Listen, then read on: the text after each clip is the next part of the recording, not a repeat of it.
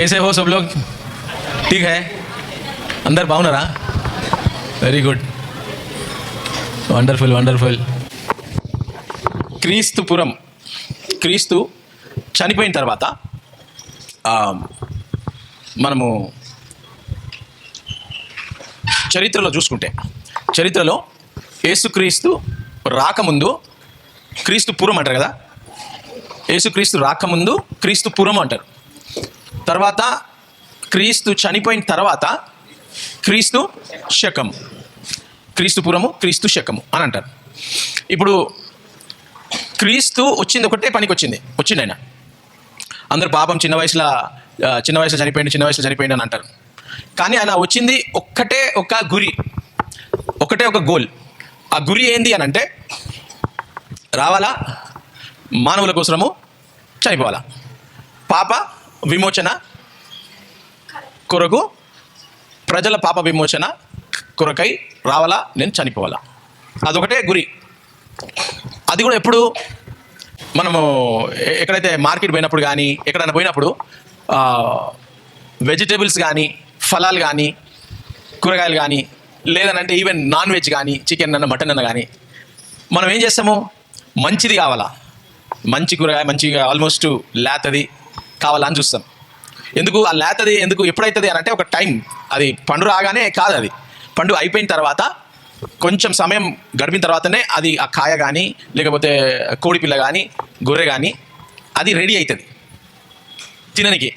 ముందు తింటే ఏం బాగాలేదు, అది ఇంకా పండలే పండు, ఆ కూరగాయ అసలు ఇంకా పెద్దగా అయితే బాగుంటుండే, ఇది బాగలేదు, ఆ కోడి గింత చిన్నగా ఉన్నది, దానికి మాంసమే లేదు, ఆ చిన్నదాన్ని ఎంత తెచ్చిర్రు, ఇంకొక నిలబెడితే బాగుండే కదా అని అంటారు. మనం ఇంటికి కాడికి తెచ్చినప్పుడు ఇవన్నీ మనం చూసుకొని చేసుకొని, మంచిది పండు టైం అయిన తర్వాత తీసుకురావాలా, దాని సమయం అయినప్పుడు తీసుకొస్తే దానికి బాగుంటుందని.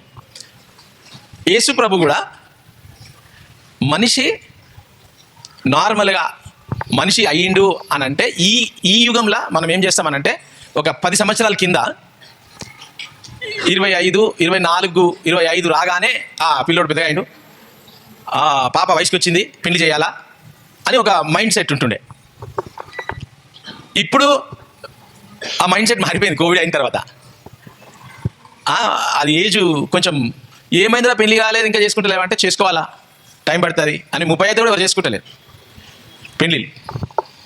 కొంతమంది అయితే ఇక కొంచెం పిల్లలు 20, 15, 16 ఏదో అంటే, మొత్తం కోవిడ్ వచ్చిన తర్వాత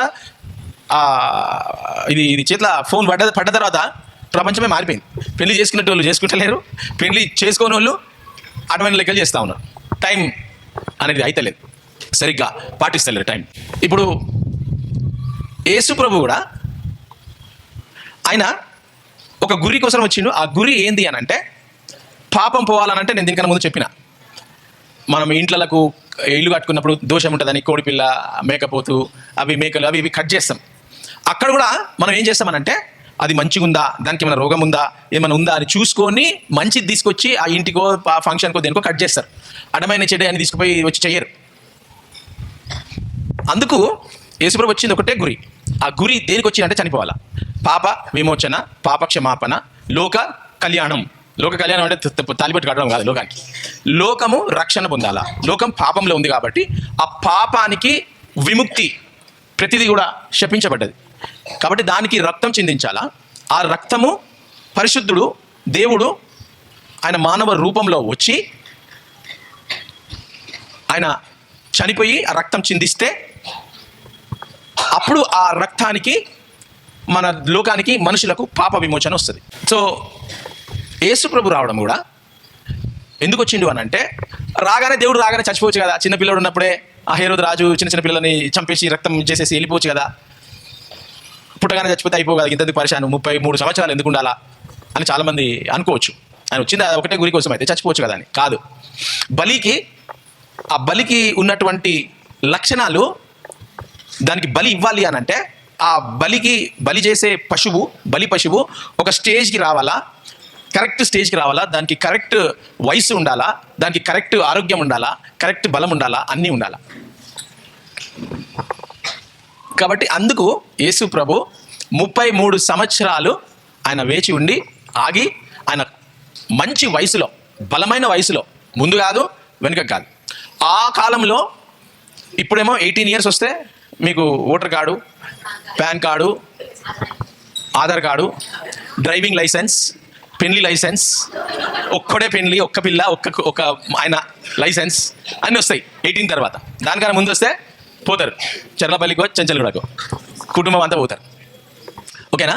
ఆ కాలంలో రూల్ ఏది ఉండే అంటే Aadhaar card 18, pan card 18. Aadhaar card ఎప్పుడైనా తీసుకోవచ్చు, పాన్ కార్డు ఎప్పుడైనా తీసుకోవచ్చు కదా. లైసెన్స్ మాత్రం 16 కూడా ఇస్తుర్రు.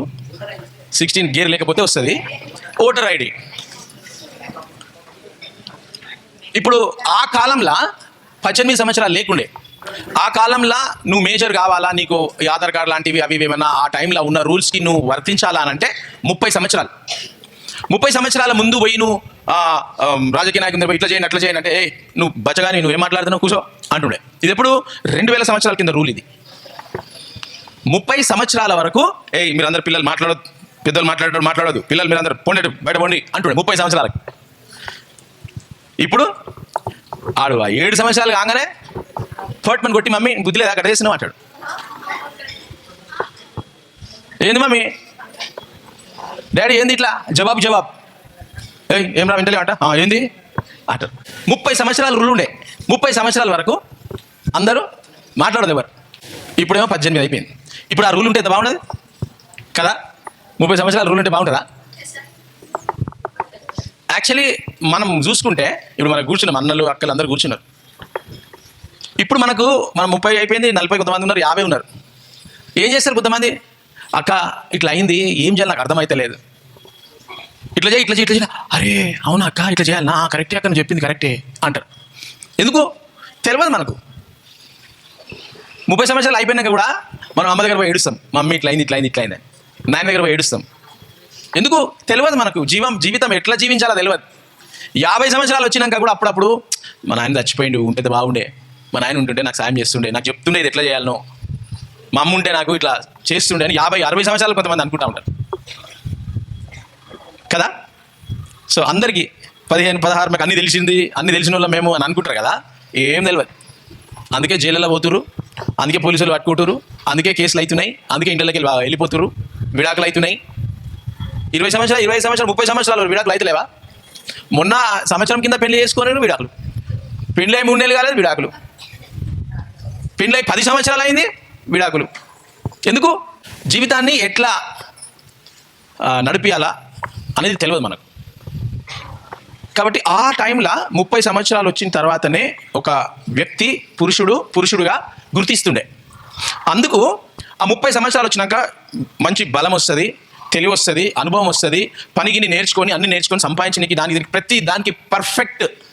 ఆ బలి పశువు మంచిది, పర్ఫెక్ట్ ఉండాలా, 10 కిలోలు 12 కిలోల మధ్యలోనే ఉండాలా, లేతది ఉండాలా, ముసలిది ఉండదు, 10 కిలోలు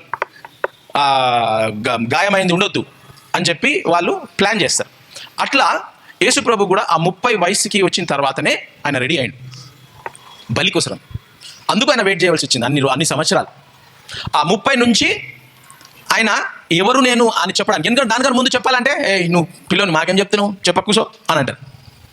12 వయసులో చెప్పిండు, ఆలయంలో కూర్చొని 12వ వయసుకి చాలామంది పెద్ద పెద్దలతో కూర్చొని చెప్పితే వాళ్ళందరూ షాక్ అయిపోయారా, ఇంత తెలివి ఎక్కడ వచ్చింది 12 వయసు పిల్లోడికి అని వాళ్ళు షాక్ అయిపోయారు. ఇక దాని తర్వాత ఏమైందో మనకు తెలియదు. అట్లా మాట్లాడదు ఇట్లాడు అందరితో కూర్చొని అన్నారేమో తెలియదు మనకు. లేదు, ఇక ఆ స్టోరీ లేదు. 12 తర్వాత పుట్టినాక ఉన్నది, 12 ఆ టైంలో ఉంది, మళ్ళీ తర్వాత 30 సంవత్సరాలకు ఉన్నది. దానికి మధ్యలో లేదు మనకు యేసు ప్రభు చరిత్ర. వేరే పుస్తకాలు ఉన్నాయి కానీ ఇక మనం బైబిల్లో మాత్రం అది చూసుకొని చేస్తాం. అది ఇప్పుడు యేసు ప్రభు వచ్చి 30 సంవత్సరాలు చచ్చిపోవచ్చు కదా, కానీ చచ్చిపోవాలంటే తెలియాలి కదా, ఆయన ఎవరని తెలియాలి కదా. ఎవరికి తెలియదు, ఎవరు గుర్తుపట్టలే నేను. అందుకు ఆయన 30 సంవత్సరాలకి ఇది చేయాలా, నీటిలో నేను మునగాల, మీరు కూడా చూపించిండు మనకు ఎట్లా చేయాలా, ఏం చేయాలా అని చెప్పి. నీటిలో మునిగి మన పాపాలు పోవాలి అని అంటే మొట్టమొదటిగా అందరి ముందు ఇగో నన్ను నమ్ముతున్నా అని ఎట్లా తెలుస్తుంది అంటే, అందరి ముందు మునిగి నేను యేసు ప్రభుని నమ్ముకున్నా, నా పాపాలు నీళ్ళలో పోతే పాపాలు పోవు. కానీ అది గుర్తుగా ఇప్పుడు పెళ్లి చేసుకుంటే తాలిబొట్టు ఎందుకు కట్టాలా, రింగ్ ఎందుకు వేసుకోవాలి, అవసరం లేదు కదా. వచ్చి కూర్చొని ఆ ఇద్దరు పెళ్ళి అయిపోయింది వెళ్ళిపోయారు అన్నట్టు అయితే కదా. తాలిబొట్టు ఎందుకు కట్టాలా, రింగ్ ఎందుకు వేయాలా, అది పద్ధతి. తాళి కట్టాలా, 3 ముళ్ళు వేయాలా, రింగు పెట్టాలా, అదొక పద్ధతి, అదొక ఆచారం. ఇప్పుడు ఆ పద్ధతులన్నీ పోయినాయి. 3 లేదు, రింగ్ లేదు, అన్ని. అట్లా దేవుడు కూడా మనం ఎలా జీవించాలా, ఆత్మలో మన జీవితంలో ఏం జరుగుతుంది అనే విషయాలు యేసుప్రభు వచ్చి 30 సంవత్సరాల తర్వాత నేను ఒక పెద్ద వ్యక్తిని అయినా ఆ పెద్ద వ్యక్తి చెప్పిన ప్రకారము ఇది ఈ పద్ధతులు అని చెప్పి చెప్పడానికి 3 సంవత్సరాలు జరిగింది. లోకమంతా తిరిగి చెప్పడానికి 3 సంవత్సరాలు జరిగింది. ఆ 3 సంవత్సరాల తర్వాత ఆయన అది కూడా ఛాలెంజ్ చేసిండు. నేను మీ మధ్యలో ఉన్నా, మీరు నన్ను చంపడానికి అధికారం లేదు, నేను మీకు అప్పచెప్పుకున్న తర్వాతనే మీరు నన్ను చంపొచ్చు అని యేసు ప్రభు దాని కొరకు వచ్చిండు. పాప విమోచన, ఆ బలి పశువు, కోడిల రక్తం. అప్పుడు ఆ కాలంలో కూడా చేస్తుండే, కోడ్లు, మేకలు, పావురాలు. అంటే అలా ఫైనాన్షియల్ పొజిషన్ని బట్టి ఉంటుండే. పేదవాళ్ళు పావురం చేస్తుండే, కొంచెం ఉన్నవాళ్ళు వేరే చేస్తుండే, ఇంకున్న వాళ్ళు వేరే వేరే జంతువులను చేస్తుండే. ఒక రూల్ ఉండే అనమాట. కొంతమంది ఏమో శ్రేణిలో పంట పండినటువంటి అర్పణలు అవి చేస్తూ ఉండే.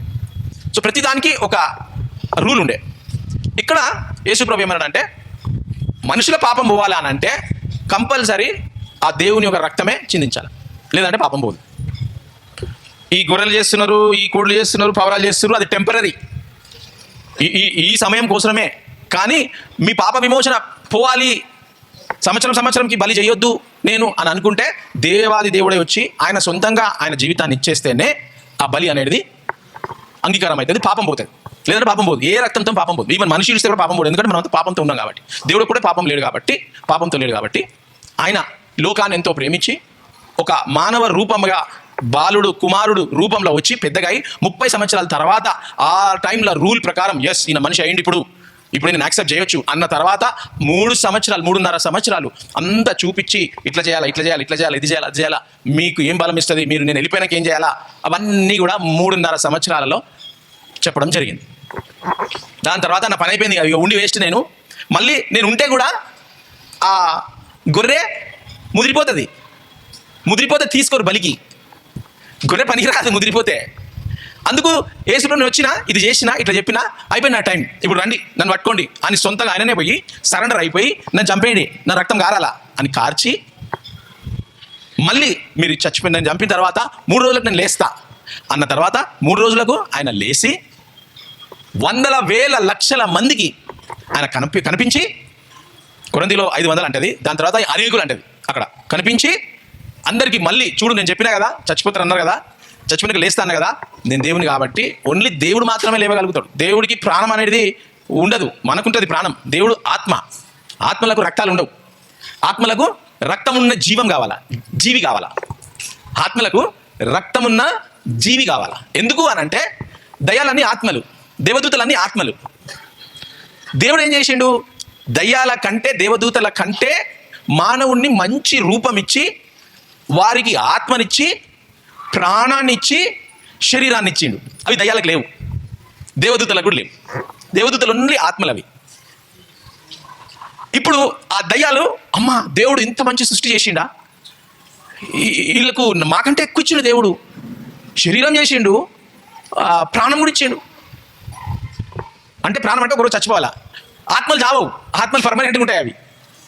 వీళ్ళు ఆత్మ ఉంది కానీ ప్రాణం ఈ టైంకి చచ్చిపోతుంది, శరీరం కూలిపోతుంది, ఆత్మ దేవుని దగ్గర పోతుంది. 3 ఇచ్చిండు వీళ్ళకు, మనకు ఒకటే ఇచ్చిండు దేవుడు. అంటే అవి కూడా ప్రాణంలో కొన్ని భాగాలు ఇచ్చిండు. ప్రాణం అంటే ఈవెన్ థింకింగ్ కూడా దేవదూతలకు ఇవ్వడం జరిగింది. సో అవి ఏం చేస్తాయనంటే, అబ్బా దేవుని సృష్టికి ఇట్లున్నదా, వీళ్ళు ఇంత మంచిగా చేస్తారు, ఇంత మంచిగా ఉన్నారు కదా, వాళ్ళు కావాలా నాకు అని చెప్పి ఆయన మహిమతో, ఆయన ప్రేమతో మనల్ని సృష్టించిండు. ఈ శరీరం పెట్టిండు, ప్రాణం పెట్టిండు, ఆత్మ కూడా ఉన్నది. ఆత్మ, ప్రాణం, శరీరం 3 భాగాలు. ఆ దయ్యాలు చూసి ఏం చేశానంటే, అబ్బా ఆ శరీరం మనకుంటే ఎంత బాగుంటుంది. శరీరం లేదు, ఏం చేస్తాయి అవి, శరీరంలో దూరుతాయి. శరీరంలో దూరి అవి ఎంజాయ్ చేస్తాయి మన శరీరంలో. దయ్యాలకు రక్తం ఉండే ఒక శరీరం కావాలి. అవి కుక్కలు ఉండని, పందులు ఉండని, గొర్రెలు ఉండని, ఏదైనా ఉండని, దానికి రక్తం ఉన్నది అని అంటే దాంట్లో దయ్యాలు పోనీకి ఆస్కారం ఉంటుంది. కానీ కుక్కలలా, బర్రెల, జంతువులలో ఎందుకు పోవు? ఎందుకంటే కుక్కలు, బర్రెల, జంతువులు మనలా కాదు, మనం డిఫరెంట్, మన థింకింగ్ వేరే. కుక్కలకు థింకింగ్ ఉండదు. కుక్కలు అంటే ఈ బర్రెలు, గీదలు అవి ఇవన్నీ మన కోసం చేసింది దేవుడు, మనకు అవసరం కాబట్టి చేసింది. పొలాలలో బర్రెలు కావాలా, చికెన్ లేకపోతే అన్నం దిగదు, మటన్ లేకపోతే కొంతమందికి బోటి కూర ఇవాళ లేకపోతే అసలే దిగదు, సండే ఉండాలా. అవి అన్నీ మన కోసం చేసిండు. ఎప్పుడైతే మనం నాలో ఆ దయ్యం శక్తులు ఉండొద్దు అని నువ్వు కొట్లాడితే అవి ఏం చేస్తాయి, ఆడికెళ్ళి నీ లోపల నుంచి పోయి జంతువులను లేదా వేరే మనుషులలో పోయి దూరుతాయి. దానికి టైం ఉంది వీటికి. ఆ టైం వరకు అవి నరకానికి పోవు. అందుకే ఒక దయ్యం ఒకళ్ళ నుంచి పోయింది అని అంటే అది ఇంకొకటి అడ్డమైన ఉంటే వాళ్ళలో దూరుతుంది. లేదు అందరు మంచిగున్నారు ఇక్కడ అంటే టెంపరీగా దేంట్లోనూ దూరుతుంది అది, తర్వాత మళ్ళీ వచ్చి ఇంకొకళ్ళని దూరుతుంది దయ్యాలు. ఎట్లా సార్ మీకు ఎట్లా తెలిసి దయ్యాల సంగతి? మీరు ఏమైనా చదివిరా కాలేజీలో చదవడం కాదు ఇది. దేవుని విషయాలు దేవుడు నేర్పిస్తాడు. దేవునితో ఉంటే దేవుడు నేర్పిస్తాడు. 100,000 మంది నేను పోయిన కాడికి అందరి దగ్గర దయ్యాలు ఎలగొడతా ఉంటాను. నేను దయ్యాలు ఎలగొడతా ఉంటా. అట్లా తెలిసి నాకు ఆ దయ్యాలు మాట్లాడతాయి.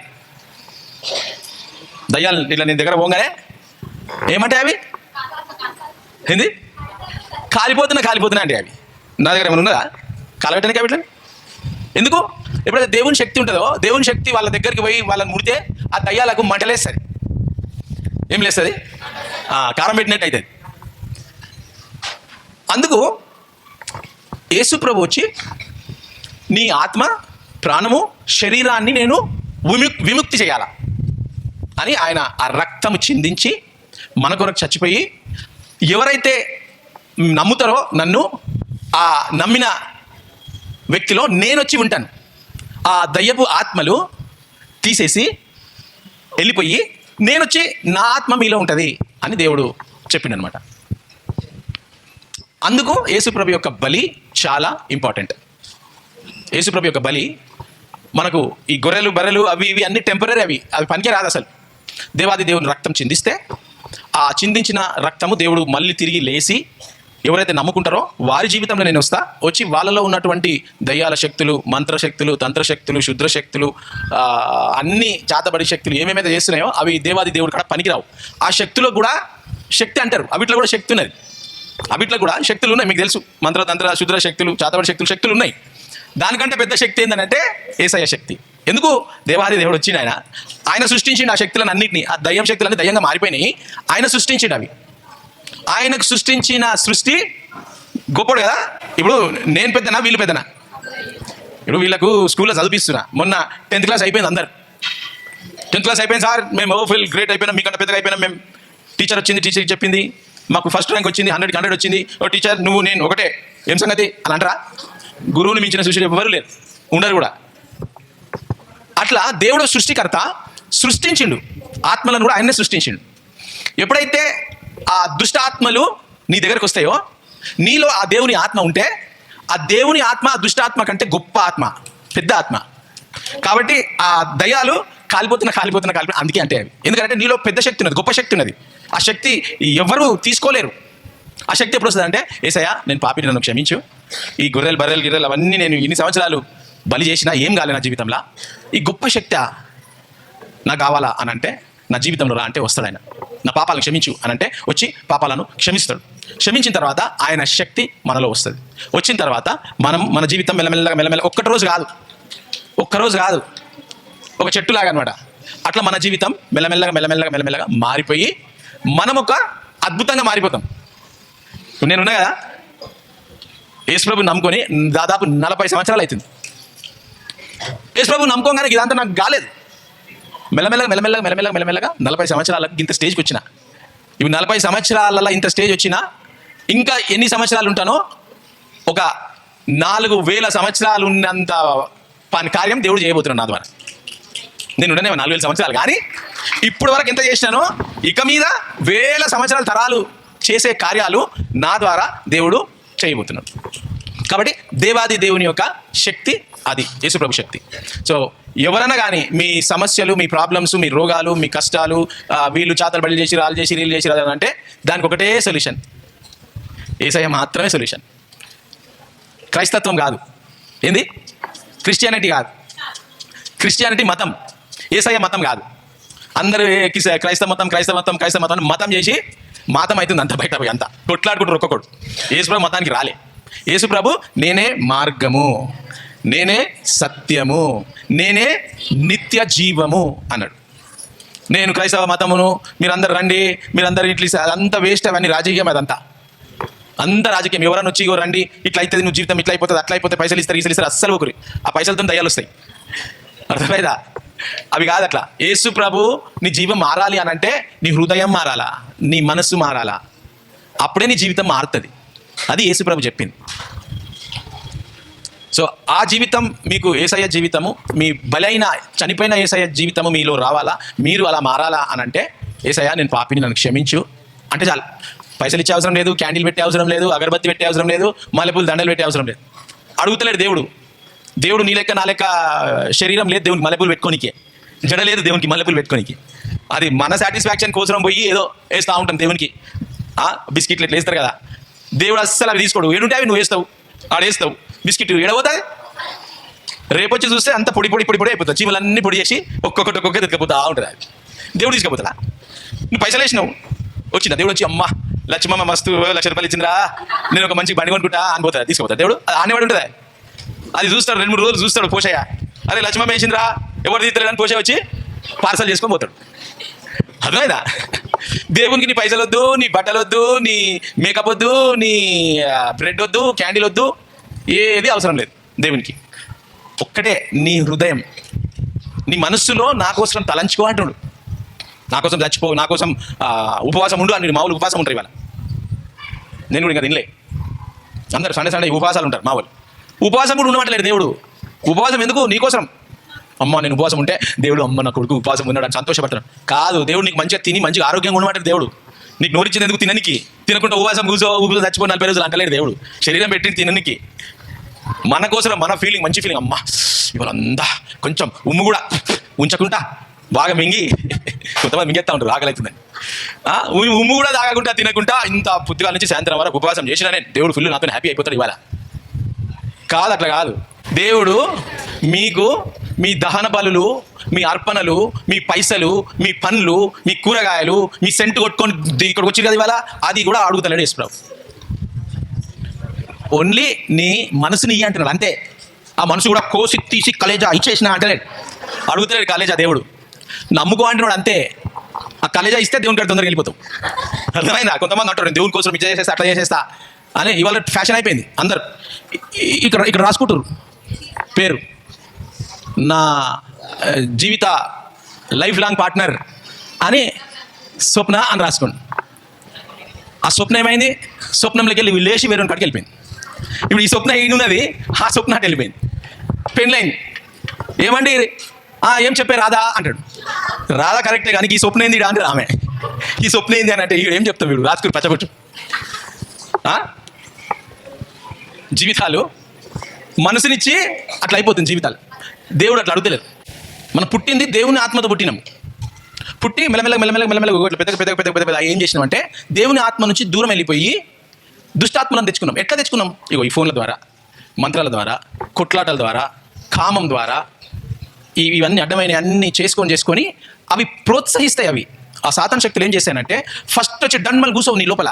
అది నిన్ను వచ్చి ఇగో వాడితో ఇద్దరు కూర్చొని అవి తలంపులు ఇస్తాయి. అవి బయటికి వెళ్ళి తలంపులు ఇస్తాయి. తలంపులు ఇచ్చిన తర్వాత ఆ తలంపులు ఏమైతాయి అంటే యాక్షన్, క్రియల రూపంగా మారుతాయి. మారి ఒక క్రియ అయిపోతుంది, ఇంకొక క్రియ అవుతుంది, ఇంకొక క్రియ అవుతుంది. దాని తర్వాత టక్కుమని జరుగుతాయి. దాని ప్లాన్ అది అనమాట, శక్తులే. ఎందుకంటే నేను ఆ దయ్యం కాడికి వచ్చినప్పుడు ఎట్లా పోయిన లోపలికి అని మాట్లాడితే అవన్నీ చెప్తాయి, ఎట్లా పోయినా కూడా చెప్తాయి. కొన్ని టీవీ సీరియళ్ళ ద్వారా పోయినాయట. టీవీలు చూస్తారు ఎవరన్నా? భర్త ఎందుకు వెళ్ళిపోయాడు అని అంటే ఆ టీవీ సీరియల్లా వాడు ఇంకొక ఆమెను చేసుకున్నాడు, అది చూసి నాకు మైండ్లో ఇది వచ్చి నేను కూడా అట్లా చేసిన, ఈమెలో జరిగిన.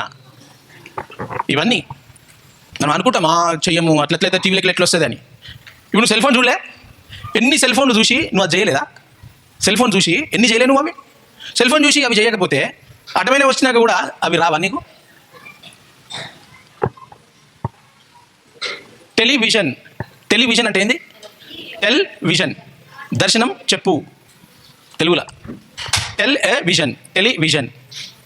టెలివిజన్ దర్శనాన్ని చెప్పు. ఆ టెలివిజన్ నీకు దర్శనం చెప్తుంది. ఇప్పుడు మీరు నా యూట్యూబ్ చూస్తారు, నా యూట్యూబ్ చూస్తే మీకు ఎంత మంచిగా అనిపిస్తుంది అబ్బా అని. అదే నువ్వు ఒక హారర్ మూవీ చూడు, దయ్యాలకు చూడు, ఎందుకైతుంది? నా వీడియో చూస్తే మంచిగా ఉంటుంది, హ్యాపీగా ఉంటుంది, నవ్వుతూ ఉంటావు. ఆ దయ్యాల వీడియో చూడగానే భయము, కోపము, వాడిని చంపేయాలని కోరికలు ఎందుకు వస్తుంది? ఈరోజు రాత్రి నా భార్యను పూర్తి చేయాలి, చంపేయాలి, అది ఇట్లా చేస్తుందా, నన్ను వదిలిపెట్టిపోతుందా 2 సంవత్సరాలు. ఎందుకు వస్తుంది అది వీడియో చూస్తే? నీకు ఎందుకు వస్తుంది అది? టెలివిజన్. అర్థమైనా?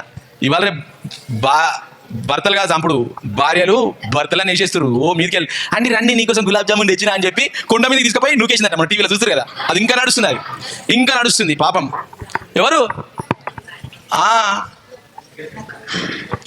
ఇవాళ రివర్స్ అయిపోతున్నాయి సీన్లన్నీ. హీరోయిన్లు అందరూ హీరోలు అయిపోతారు, హీరోలు అందరూ హీరోయిన్లు అయిపోతారు. ఆడోళ్ళేమో ప్యాంట్ షర్ట్ వేసుకొచ్చి బండి నడిపిస్తారు, మొగోళ్ళేమో చుడిదార్ పైజామా వేసుకొని వెనక కూర్చొని పోతున్నారు మంచిగా. టీవీలలో కూడా అదే అవుతుంది, టీవీలలో కూడా అవే షోలు నడుస్తున్నాయి. కరెక్ట్ చెప్తున్నా లేదమ్మా? మొగోళ్ళందరూ సీరియల్ కట్టుకొని వచ్చి టీవీలో మస్తు అంటే మీరు అందరు కూర్చొని అని అవుతారు. మీరు ఆడవాళ్ళందరూ ఫుల్ మంచిగా ప్యాంట్ షర్ట్ వేసి రే ఏమ్రా అని ఏమేసి విషయ్ ఏందే అని టీవీలో సీరియల్ చూసినా మనం. నేను చూడను కానీ మా వాళ్ళు అప్పుడప్పుడు చెప్తా ఉంటారు.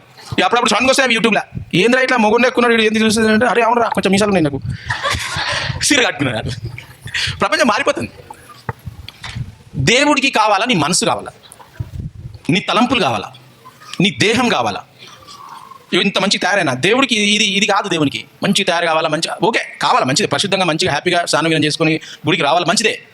కానీ ఇవి చూస్తలేడు దేవుడు, నీ మనసును చూస్తున్నాడు. ఈరోజు దేవుడు 3:20 రెవల్యూషన్ దేవుడు అంటుండు, ఇదిగో నేను తలుపు వద్ద నిల్చుండి తట్టుచున్నాను. అమ్మా నాన్న ఇగో మీ హృదయం తలుపు దగ్గర వచ్చి, ఇగో మీ తలుపు దగ్గరకు వచ్చి తలుపు వద్ద నిల్చుండి తట్టుచున్నాను. ఎవరైనాను నా స్వరము విని, ఎవరైనాను ఈ మైక్ ద్వారా నా స్వరం విని, నేను కాదు మాట్లాడేది, నేను ఏమైనా ఉందా బుక్ ఉందా పాయింట్ ఏమైనా రాసుకొని వచ్చినా? దేవుని శక్తి నాకు దేవుడు మనసులో ఇస్తా ఉన్నాడు. నేను మాట్లాడుతున్న నోరు తెరిచి మైక్లా ఎవరైనా నా స్వరము విన్నట్లయితే, ఇప్పుడు అది కూడా నాకు నేను రాసుకొని రాలేదు చెప్పాలని. ఇది వచ్చి నిలబడగానే నాకు మొత్తం ఇదంతా కనిపించింది. కనబడంగానే ఎందుకైతే ఇవన్నీ డిస్టర్బ్ చేసే కొన్ని ఇవి ఉంటాయి అనమాట. మీరు ఈరోజు నవ్వద్దు అనే ప్లాన్ అవన్నీ. ఇవి వచ్చినా చూసి అబ్బా ఏమవుతుంది అవుతుంది ఇది ఎప్పుడు చేయాలా, ముందే చేయాలి కదా. చుట్టాలు ఇంటికి వస్తారు, చుట్టాలు మన ఇంటికి వస్తే ఇల్లు మంచిగా ఉండాలా, నీట్గా చేసి పెట్టాలా అని చేస్తావా లేదా? ఇగో నేను వచ్చినాక మన వాళ్ళు చేసిరు మీకు కొంచెం మంచిగా ఉండాలని చెప్పి మీ ముందు. దేవుడు ఇవి కొన్ని శక్తులు నడుస్తూ ఉంటాయి, ఇట్లా చేస్తూ ఉంటాయి అనమాట, తలంపులు ఇస్తూ ఉంటాయి. సో నేను ఇదిగో తలుపు దగ్గరికి వచ్చి తడుతున్నాను, ఎవరైనా నా స్వరము ఈ మైక్ ద్వారా, స్పీకర్ ద్వారా వచ్చిన స్వరము విని, టీవీ ద్వారా, యూట్యూబ్ ద్వారా వచ్చిన స్వరము విని తలుపు తీసిన ఎడలా, నీ హృదయం తలుపు తీసిన ఎడలా, నేను అతని యొద్దకు వచ్చి, నేను ఆయన దగ్గరికి ఆమె దగ్గరికి వచ్చి, అతనితో నేనును నాతో కూడా అతడు అంట. దేవుడు నువ్వు కలిసి భోజనం చేస్తాడట దేవుడు వచ్చి. ఎంత బాగుంటుంది కదా. ఇప్పుడు మన రేవంత్ రెడ్డి సారు సీఎం గారు వచ్చి, అన్నా ఇవాళ సండే బోటి కూర ఉండే నాకు చాలా ఇష్టము, నేను ఇతను వచ్చి అన్నం తింటా అంటే నువ్వేం చేసావు? బోటి కాదు, బోటి చేస్తావు, తలకాయ చేస్తావు, కిడ్నీలు చేస్తావు, కార్జం చేస్తావు, కపూరాలు చేస్తావు, అన్ని చేసి పెడతావు. ఒక్కటి అడిగితే అది ఎవరు మనిషి, ఆయన కూడా ఇలాంటి మనిషే అధికారం ఉన్నాడు, అంతే. డిఫరెన్స్ ఏం లేదు. ఇవో నేను ఈ డిఫరెన్స్ ఉన్నా వాళ్ళకి అది లేదు, గంత డిఫరెన్స్. దేవుడు ఏమంటుండంటే, నువ్వు తలుపు తెరిస్తే, నువ్వు మనిషి కదా, నేను నీలో వస్తా, నువ్వు నాలో వస్తావు, మనం ఇద్దరము ఒకటైపోతాం. ఆ రోజు నుంచి నేను నీకు తలంపులలో నేను మాట్లాడతా, నీకు తలంపులలో నేను ఇస్తా. ఈ మైక్ ద్వారా మాటలు వస్తున్నాయి, నేను ఇచ్చే మాటలు అన్నీ వస్తున్నాయి. ఇంతమంది హ్యాపీగా ఇంత బాగుందిరా అని మంచి ఫీలింగ్తో వెళ్తారు అని దేవుడు అంటున్నాడు. నేను వస్తే ఇది అవుతుంది. లేదు నాకు అవసరం లేదు, నేను హారర్ మూవీ దయ్యాల సినిమాలు చూసుకొని ఉంటా, అడ్డమైన షోలు చూసుకొని, హోమోసెక్షువల్, తెలుగులో ఏమంటారు హోమోసెక్షువల్ని? నపుంసకులు అంటారు.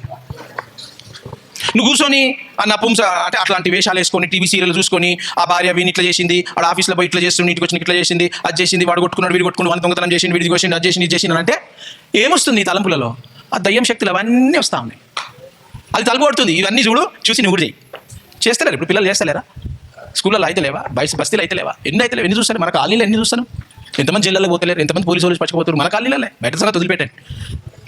ఎన్ని చూస్తలే మనం కార్లలో, రోడ్ల మీద ఎట్లా పోతారు, ఎట్లా వస్తారు, ఏం సంగతి రాత్రిలల్లా. అవి ఆ శక్తులు కూడా నిన్ను తడుతున్నాయి. ఇగో ఇది చూడు కొత్తది వచ్చింది, ఇది చూడు ఇట్లా చేసుకో, ఇది చూడు అట్లా చేసుకొని, అవి కూడా మాట్లాడుతున్నాయి నీతో. నువ్వు దేన్ని స్వీకరిస్తావో ఆల్రెడీ స్వీకరించినా, మనం స్వీకరించే పరిశ్రమలో పడ్డాం. ఇప్పుడు దేవుడు అంటుడు, అవి స్వీకరించినావు, అవిట్లను నీ జీవితం నుంచి బయటికి రావాలి అని అంటే నేను రావాలా, దానికంటే గొప్ప శక్తి రావాలా. అర్థమైనా?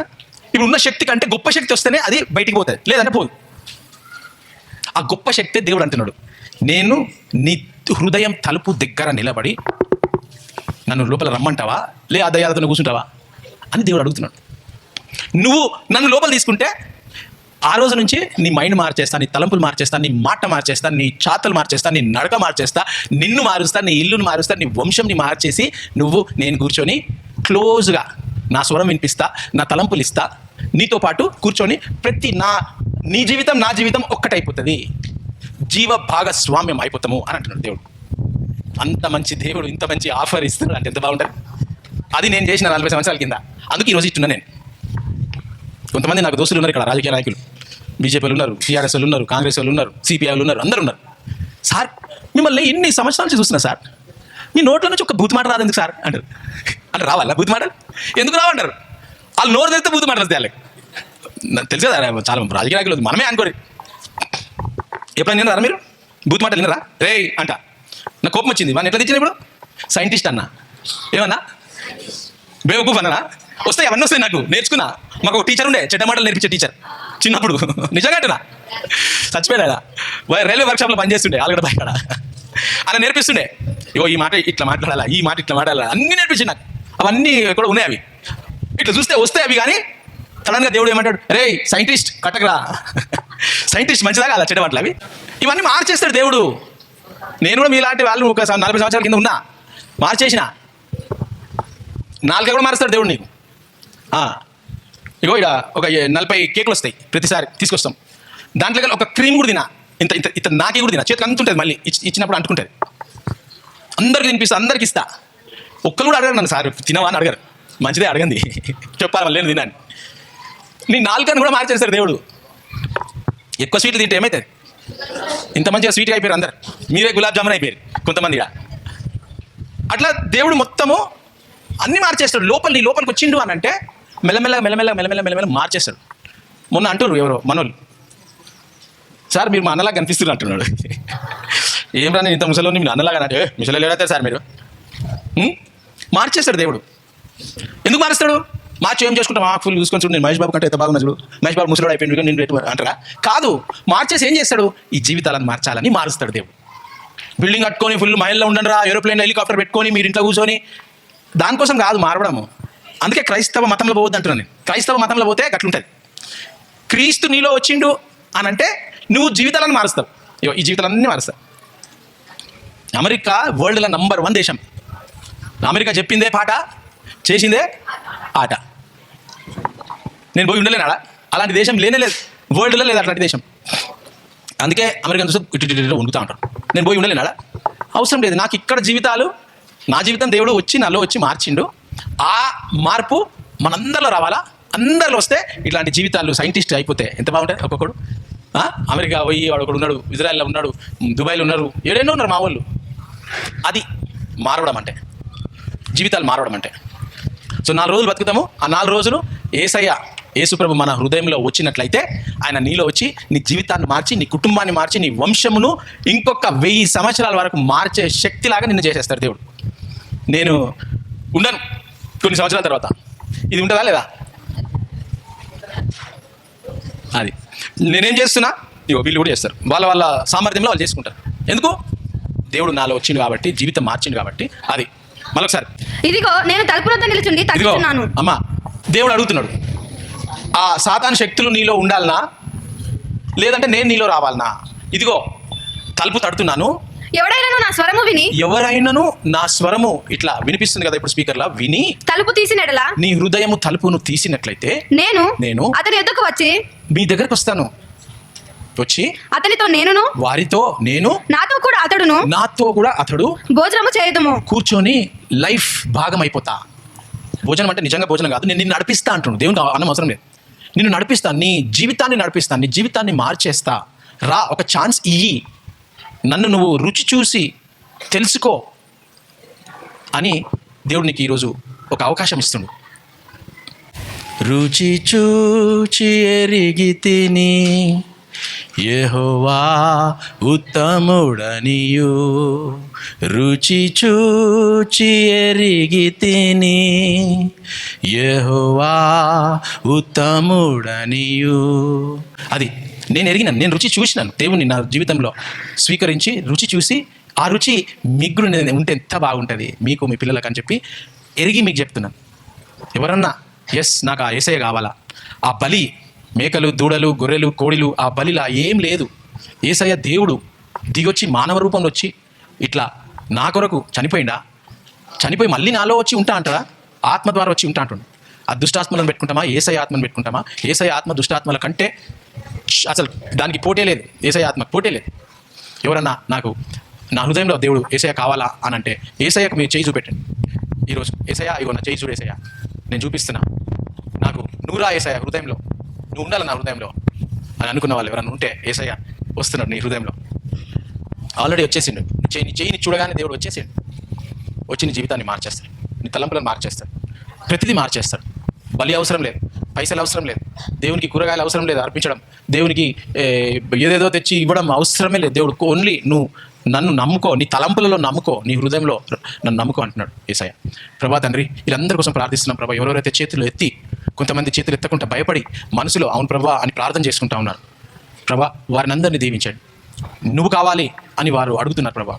నా జీవితం మార్చిన దేవుడవు, వీరి జీవితం కూడా మార్చి వారితో నువ్వు ఒక భాగస్వామ్యం కావాలని వారి లైఫ్ని నడిపించి వారికి ఉన్నటువంటి ప్రతి సమస్యను తీసేయండి ప్రభు, రక్షణనివ్వండి. చెప్పండి, అందరం కలిసి ప్రార్థన చెప్తాం. అందరం, యేసయ్యా నువ్వు తలుపు తడతా ఉన్నావు ప్రభా, నేను తలుపు తెరుస్తా ఉన్నా, నా హృదయ తలుపు తెరుస్తా ఉన్నా, రా ప్రభా, నేను ఇన్వైట్ చేస్తున్నా, ఆహ్వానం ఇస్తున్నా, రా ప్రభా, నువ్వు కావాలి నాకు. దుష్టాత్మలు, మంత్రశక్తులు, తంత్రశక్తులు, శుద్రశక్తులు, చాతబడి శక్తులు, దయ్యాలు నాకు అవసరం లేదు ప్రభా, నన్ను పీడిస్తా ఉన్నాయి అవి. నువ్వు కావాలి ప్రభా, నువ్వు రా ప్రభా, నీ పరిశుద్ధ ఆత్మ ద్వారా నాలో వచ్చి నివసించు ప్రభా, నన్ను నడిపించు, నా జీవితాన్ని నడిపించు. నేను నమ్ముకుంటున్నా, నేను పరిశుద్ధాత్మ నాలో వచ్చినందుకు వందనాలు. నేను నమ్ముకుంటున్నాను, నీ పరిశుద్ధ రక్తము ద్వారా నన్ను కడిగినందుకు వందనాలు. దుష్టాత్మలతో, దుష్టశక్తులతో కాపాడి దీవించమని యేసయ్య నామంలో అడుగుతున్నాను తండ్రి, ఆమేన్. ఎవరెవరికి ఎక్కడ ప్రాబ్లమ్స్ ఉన్నాయో చేతులు పెట్టుకోండి. అక్కడ నొప్పి, బాధ ఎక్కడుందో తల మీద, లేదంటే తల మీద పెట్టుకోండి. 2-3 ప్లేస్లలో ప్రాబ్లం ఉందంటే తల మీద పెట్టుకోండి. ప్రభా తండ్రి, ఎవరెవరైతే తల మీద చేపెట్టుకున్నారో, ఎక్కడెక్కడ ప్రాబ్లమ్స్ ఉన్నాయో వారందరూ చేతులు పెట్టుకున్నారు ప్రభా. చేతులు పెట్టుకోకుండా ఉన్నవారు కొంతమంది ఉన్నారు ప్రభా, వాళ్ళకు కొన్ని చేతుల్లో ప్రాబ్లమ్స్ ఉన్నాయి, పెట్టుకోలే చేతులు, కానీ వాళ్ళని కూడా నువ్వు చూస్తున్నావు ప్రభా. ప్రతి ఒక్కరిని మెడ నుండి ప్రభా, మెడలో ప్రాబ్లమ్స్, కంట్లో ప్రాబ్లమ్స్ ప్రభా, నోటిలో పంటి ప్రాబ్లం ప్రభా, cholesterol problem, cancer problem, sugar problem, kidney problem ప్రభా, మంట, కడుపులో మంట ప్రభా, డైజెషన్, జీర్ణం కాని అటువంటి ప్రాబ్లమ్స్ ప్రభా, కీళ్ళ నొప్పులు, మోకాల నొప్పులు, మరి హార్ట్ ప్రాబ్లమ్స్, ఏ ప్రాబ్లమ్స్ ఉన్నాయో ప్రభా నీకు తెలుసు ప్రభా. ఈ కుమార్తెలు ప్రభా నీ సహాయం కోరుకుంటా ఉన్నారు. సహాయం చేసి ప్రభా, ఆ రక్తంతో ప్రభా, ఆ శక్తితో వీరిని అద్భుతం చేసి వీరిని దీవించి ఆశీర్వదించి స్వస్థతనిచ్చి సాయం చేయమని ప్రతి ఒక్క దుష్టాత్మలు ప్రభా, మంత్రతంత్ర శుద్ర శక్తులు, దయ్యమాత్మల నుండి విడుదల చేసి దీవించండి. ఆరోగ్యం, బలం, శక్తితో ఆయుష్ని పొడిగించండి. వారికి ఆర్థికంగా సహాయం చేయండి. వారికి మంచి హీలింగ్ని ఇచ్చి, స్వస్థతనిచ్చి, శాంతి సమాధానాలు ఇంట్లో ఇచ్చి నడిపించమని బయట ఉన్న వాళ్ళు, అన్న వాళ్ళు, అక్క వాళ్ళు కూడా ప్రభావ వారిని కూడా దీవించి ఆశ్రయించి, కుటుంబాల్లో ప్రతి ఒక్కరిని దీవించి, కీడుని తప్పించి నీ యొక్క శక్తితో మమ్మల్ని దీవించి ఆశ్రయించమని యేసు నామములో ప్రార్థించి వేడుకుంటున్నాం తండ్రి. ఆమేన్, ఆమేన్, ఆమేన్.